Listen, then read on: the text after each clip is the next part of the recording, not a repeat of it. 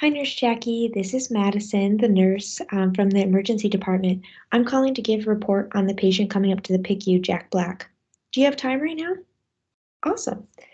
Jack came in earlier today with his parents after he developed difficulty breathing following the petting of his neighbor's horse. Jack is a 5-year-old male with no previous allergies.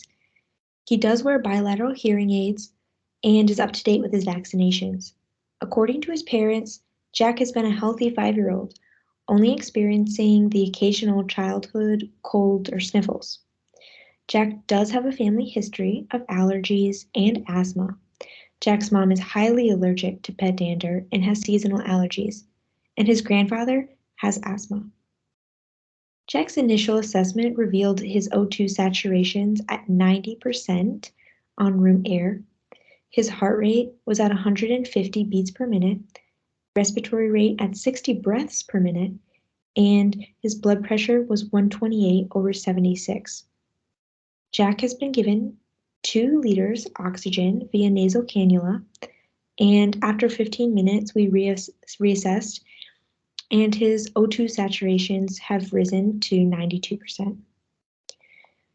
Jack has wheezes in all lobes, both anteriorly and posteriorly, and is displaying nasal flaring and retractions with each breath. Did you get all that? Awesome.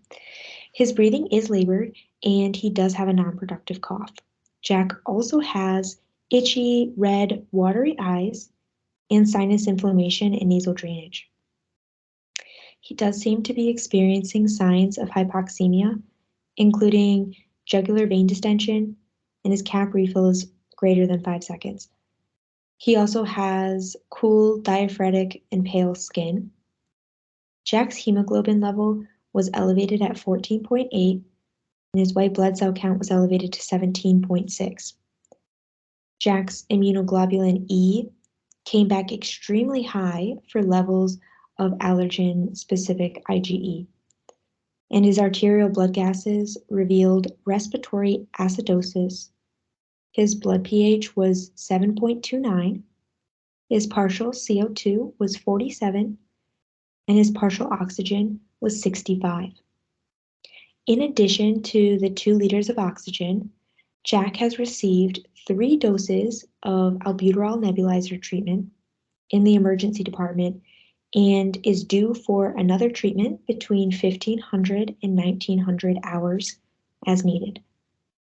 Jack also received intravenous methylprednisone sodium succinate at 1,400 and is due for his next dose at 2,000 hours. Jack will need repeat blood gases, and his vital signs should be monitored at least every 30 minutes to make sure his oxygen saturation levels continue to rise and his respiratory acidosis resolves. I did talk with Dr. Johnson, Jack's emergency room provider, and he is ordering additional medication, including a long-lasting beta-adrenergic and an antihistamine for Jack's itchy, watery eyes and nasal drainage.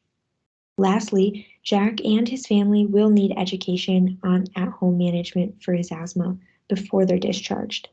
They seem overwhelmed and anxious about this whole situation. Do you have any questions for me?